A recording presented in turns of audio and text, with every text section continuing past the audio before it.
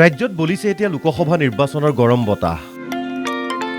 নিৰ্বাচনৰ গৰম বতাহৰ মাজতেই দেওবাৰে ঢকুৱাখনাৰ কঢ়া নৈত দেখা গ'ল এক নান্দনিক দৃশ্য।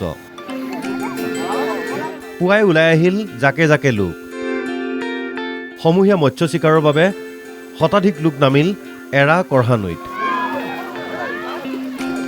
জাল, জাকৈ, খালৈ, পল, জুলুকি লৈ পানীত নামিল ডেকা গাভৰু জীয়ৰী বোৱাৰী।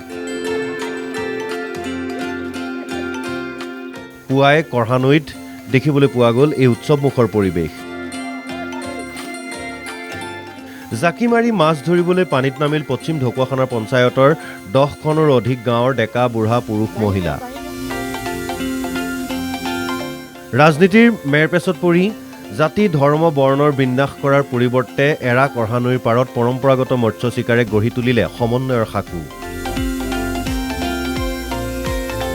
কঢ়া নৈত দেখিবলৈ পোৱা গ'ল মৎস্য চিকাৰৰ এই উত্তপ্ত পৰিৱেশ। বহুতে পুঠি, খলিহনা, গৰৈ, শিঙি মাছ লৈ সান্তনা লভাৰ বিপৰীতে আন কাৰোবাৰ ভাগত পৰিল প্ৰকাণ্ড ৰৌ, বৰালি, শ'ল, শাল ইত্যাদি মাছ। উল্লেখ্য যে পশ্চিম ঢকুৱাখনা পঞ্চায়তৰ এইসকল গঞাই অতীজৰে পৰাই চলাই আহিছে এই বিশেষ পৰম্পৰা, যাক লৈ প্ৰতি বছৰে কঢ়া নৈত মৎস্য চিকাৰৰ বাবে গাঁওকেইখনত সৃষ্টি হয় এক উৎসৱমুখৰ পৰিৱেশ। মানুহে এৰা কঢ়াত মাছ মাৰিবলৈ প্ৰতি বছৰে আহে আৰু সকলো ৰাইজ আহি পিনে মাৰে আৰু মানুহে বহুত মাছ পায়। আজি মানে আমি এইটো এৰা নৈ বুলি কয়, কঢ়া নৈ এৰি থৈ যোৱা এৰা নৈত মানে আমি প্ৰতি বছৰ মাৰিবলৈ আহোঁ মানে মাছ।